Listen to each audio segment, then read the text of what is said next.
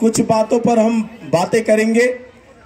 जैसे कि अभी हमारे बहुत ही अनुभवी सम्माननीय झा जी बता रहे थे कि अंतिम ओवर की लड़ाई चल रही है। अंतिम ओवर की लड़ाई उस महानुभाव को समझ में आ गए हैं, क्योंकि सम्माननीय झा जी विगत 25 साल 30 साल 35 साल से संगठन में आंदोलन की लड़ाई को देखते आए हैं और उससे जूझते आए हैं, उसमें सहभागिता देते आए हैं। तो निश्चित तौर पर उनका अनुभव कह रहा है कि ये अंतिम ओवर की लड़ाई है। तो हम भी आपको बता देना चाहेंगे, निश्चित तौर पर अंतिम ओवर की लड़ाई चल रही है। अंतिम ओवर की लड़ाई चल रही है साथियों। अब बात आपके धैर्य की है, बात आपकी साहस की है। कल की बातें मैं करता हूं। कल हम जब गए सम्माननीय सचिव महोदय के पास, तो सबसे पहले तो उन्होंने ये कहा कैसे आए हो। तो हम लोग बोले हम अपने मन से नहीं आए हैं, आप कैसे बुलाए हो।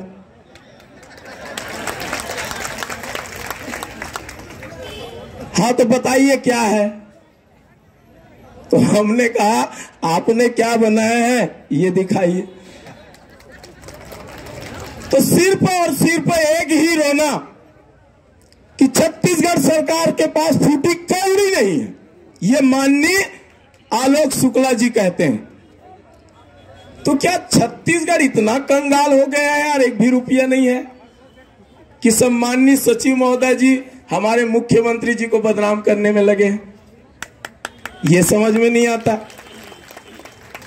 अब बात से बात चलती गई, बात से बात चलती गई, तब तो उनके पिटारे से ऐसा चीज निकल गया जिसके देख के, जिसको सुन के हम लोग हड़बड़ा गए।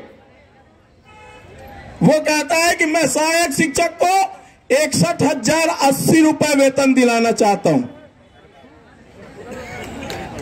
शायद आप लोग भी हैरान हो गए होंगे। अब और बोले ऐसे ही, मिश्रा जी भी है और पूरे हमारी टीम है।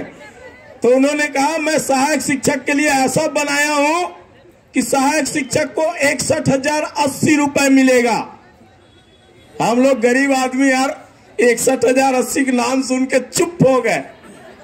इतना मजाक क्यों करते हो सर। तो आप बोलो आप लोगों को कितना चाहिए, ये बोलते हैं। फिर भी हड़बड़ा गए हम लोग, वास्तव में कितना चाहिए ये भी समझ में नहीं आता। लेकिन ये बोले सर 61,080 हमारे हमसे ज्यादा हो रहा, हम उतना भी नहीं चाहते।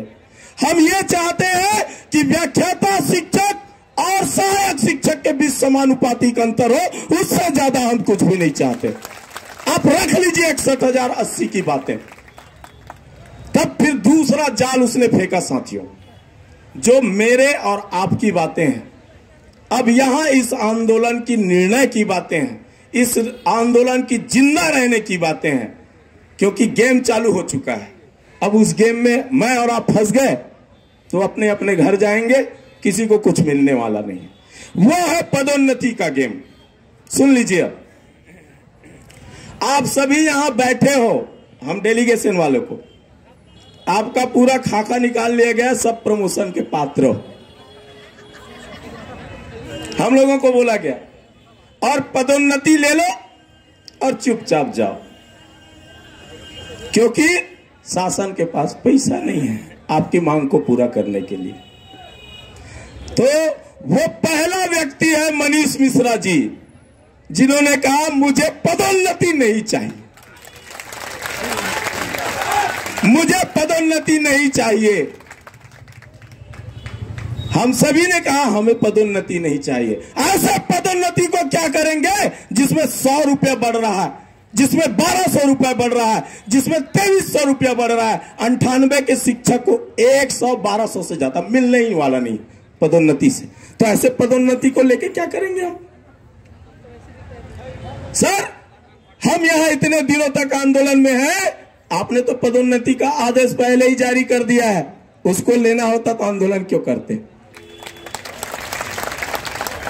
हम वेतन में बदलाव चाहते हैं, हम वेतन में बदलाव चाहते हैं।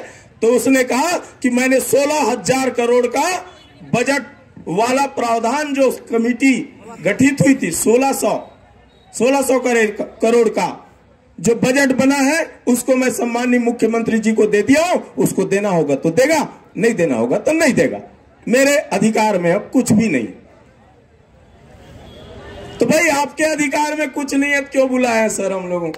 हम तो साफ बोल के आ गए थे, जिसके अधिकार में उन्हीं से बात करेंगे। क्यों बुला रहे हो? बार बार टाइम पास करना मत। तो सम्माननीय जी अब इस जाल को फेंक रहे हैं। हम लोग बोले कि हम लोग प्रमोशन नहीं लेंगे, तो वो क्या कहते हैं, आप लोग प्रमोशन नहीं लोगे तो आपके नीचे वाले प्रमोशन लेंगे, आप छोड़ोगे तो नीचे वाले प्रमोशन लेंगे। ये भी सही बात है, हम लोग तो प्रमोशन छोड़ने के लिए तैयार हैं। 1998 2005 लगभग 6-7 विषय आधारित प्रमोशन में कुछ लोग निकल जाएंगे। उसके बाद मान लो हम लोग नहीं जाते हैं, तो हमारे नीचे वाले साथी जाएंगे कि नहीं, ये बता दीजिए मेरे। बस अगर यही कटिबद्ध हो गए, यही दृढ़ संकल्पित हो गया, तो इसी मैदान में मैं संकल्प लेता हूं, आपको विश्वास दिलाता हूं, आप जो लेने आए हो वो जरूर मिलेगा। अरे लात मारो यार ऐसे पदोन्नति को। हम लोग नहीं जाने वाले इस पदोन्नति पे। नवागढ़ में 7 दिन 27 तारीख तक अगर वो क्या बोलते गोपनीय चरित्र वाली नहीं भरेगा, उनको वो पात्र नहीं होंगे, ऐसा आदेश निकाल दिया गया है। ठीक है, तो भाई हम जिस चीज को लेने आए उस चीज को लेके जाएंगे। मेरा एक प्रश्न था फिर सम्माननीय सचिव महोदय से, एक चीज बता दीजिए सर मेरे को, ये वेतन बैंड में बदलाव कैसे होता है? पे मैट्रिक्स में बदलाव की बहुत बड़ी प्रक्रिया है क्या? तो उसने कहा कोई बड़ी प्रक्रिया नहीं है, 2 दिन में पे मैट्रिक्स बदल जाते हैं, ग्रेड पे बदल जाते हैं। तो मैंने कहा सर उसी पे बैंड और ग्रेड पे को बदलवाने के लिए आंदोलन किया जा रहा है सहायक शिक्षकों के द्वारा।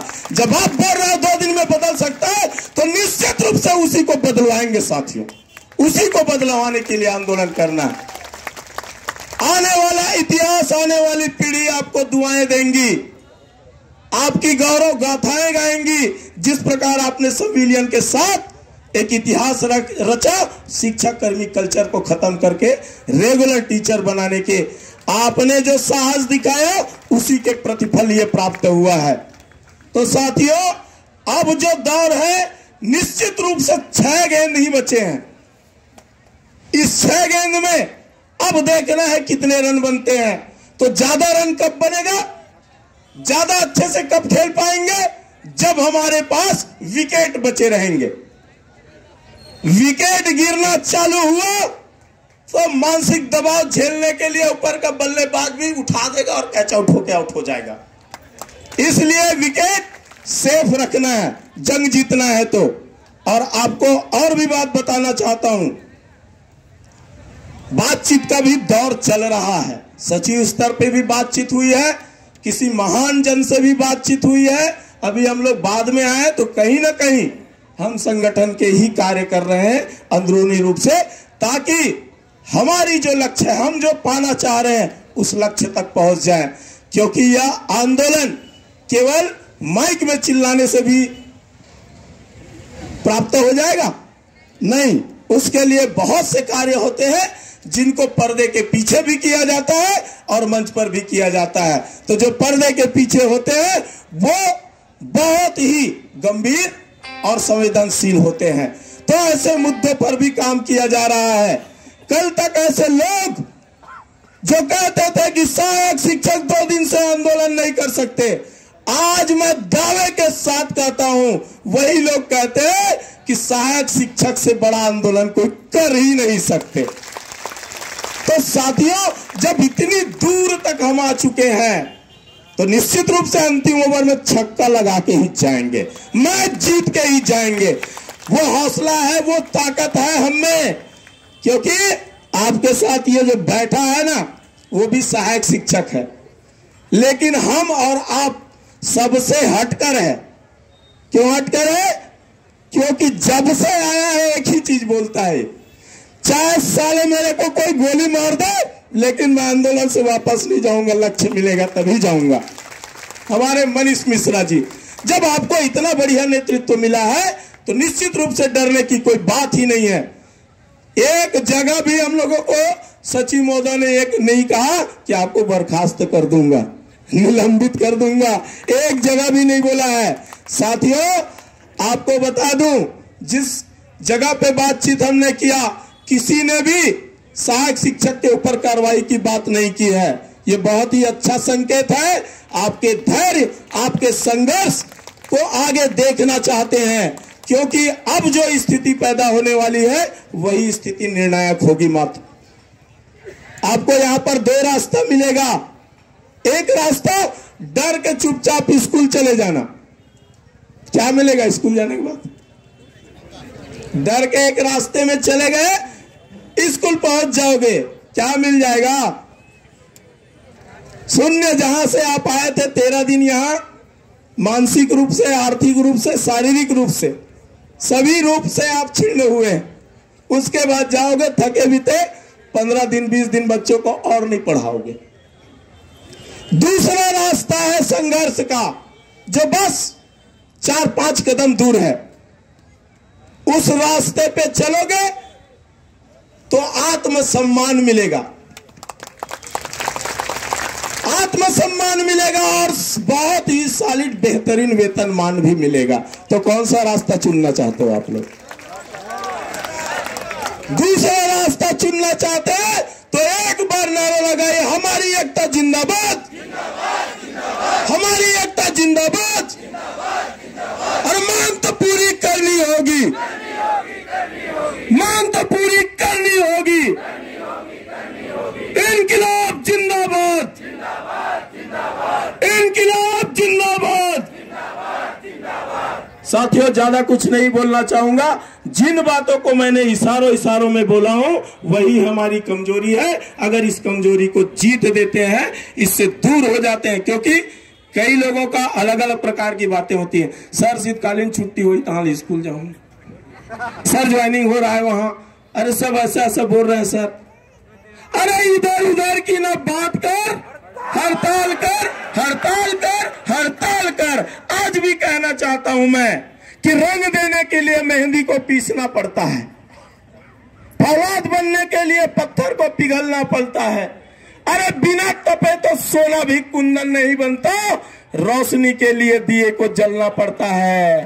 तो जलेंगे, तपेंगे, ठुकाएंगे, पिटाएंगे, तब जाके हम और आप वो वेतन मान पाएंगे। इसलिए एक एक साथियों से मेरा हाथ जोड़कर निवेदन है, जिस जंग को शुरू किए हैं उस जंग को आखिरी करके जाएंगे। बिगुल बज गया महाक्रांति का, वीर शौर्य दिखाना है। असमंजस में समय गंवाकर कायर नहीं कहना है, कायर नहीं कहना है। वो देखो दूर खड़ी मंजिल तुम्हें बुलाती है, और साहस से बढ़ने वालों के माथे पर ही तिलक लगाती है। विजय तिलक लेकर वो साहस और लक्ष्य आपका इंतजार कर रहा है। बस डरना नहीं है। गब्बर सिंह ने क्या कहा? जो डर गया मर गया। इसलिए सब कंधे से कंधे मिलाकर चलिए, विश्वास दिलाते हैं।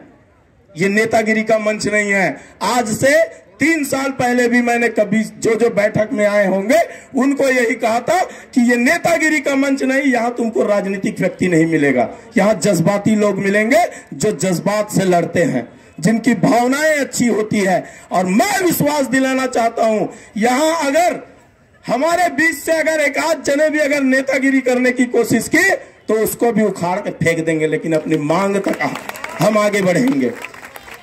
क्योंकि वो पीड़ा है, वो दंश है जिसको हम लोग झेल रहे हैं, लेकिन अब नहीं झेलने वाले। धन्यवाद साथियों। अपनी एकता बनाए रखें, अपनी साहस और धैर्य को बनाए रखिए, क्योंकि इन 3 चीजों को लेकर जो भी आगे बढ़ा है निश्चित रूप से सफलता उनकी मिली है। और भाई मनीष मिश्रा जी के नेतृत्व पर मुझे पूरा विश्वास है। मैंने इनके साथ बहुत सा समय गुजारा है, मैं जानता हूं कि इसके व्यक्तित्व में क्या है और ये मुझे क्या दिला सकता है। इसलिए सभी विश्वास के साथ आगे बढ़े और इस आंदोलन को परिणति और परिणाम तक ले जाएं, यही कामना कर रहा हूं। जय हिंद, जय भारत, जय छत्तीसगढ़, जय फेडरेशन।